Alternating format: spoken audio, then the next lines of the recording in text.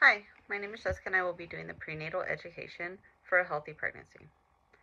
To start, I would go to the patient's room, knock, perform hand hygiene, and provide privacy. I would introduce myself to the patient and verify patient's name and date of birth, checking name against wristband. Once everything is verified, I would start educating the patient on what to expect during her 40-week pregnancy. At first, they would start with monthly appointments, which starts around 4 weeks when they first find out they are pregnant, and goes about to 28 weeks. They would next do the 2 week appointments, which starts at 28 weeks to 36 weeks, and then weekly appointments, which would go 36 weeks through the delivery. Um, the first appointments are pretty in depth. They're going to go over family history, medical history, previous pregnancies, um, surgical histories, medications they're on, risk factors, um, and they are probably given estimated due date. During the next appointments, they will do basic appointments or basic things in every appointment, including taking vital signs, blood pressure, heart rate, weight, urine analysis, pelvic exams, pap smear, ultrasounds. They'll monitor the development of the mother and the fetus, including doing measurements of the baby, the fundal height, and the heart rate. Um, the mother will have her blood test done to check for her blood type and if she has a Rh factor or needs a Rogan shot.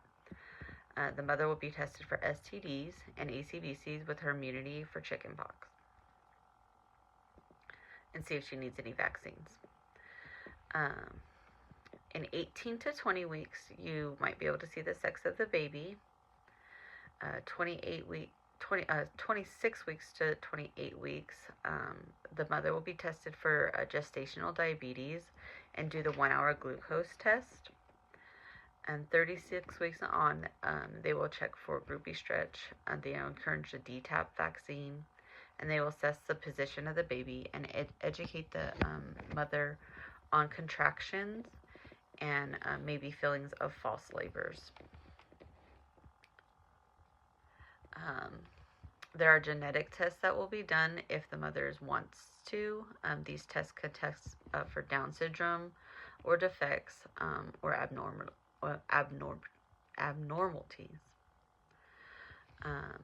The mother would be educated on her proper diet during her pregnancy. We would educate her that her calorie intake should increase to about 300 more calories per day. This would be based off of a BMI. So like a BMI of 18 to 24, a healthy weight gain is about 25 to 35 pounds. If she has a higher BMI, she'd want to probably do less, and a lower BMI, she'd probably want to do more. The proper diet should be consumed. They'll need to have a well-rounded diet, including fruits to help with vitamin C and potassium, veggies to help with potassium and vitamin A, dairy to get potassium, calcium, vitamin D, and A, grains to help with iron and folic acid, proteins like beans, nuts, and meats to help with protein. They'll want to make sure their meat is fully cooked and that their vegetables are fully washed. They'll want to consume less sugar and saturated fats, as this could lead to maternal hypertension. No, gestational diabetes, and less salt because that could lead to maternal hypertension. They should also start taking prenatal vitamins or supplements that are rich in calcium and iron to help with anemia, and they'll want to consume more folic acid to prevent tube defects. We would educate the patient on proper exercise, which would consist of low impact activities for about 2 hours a week.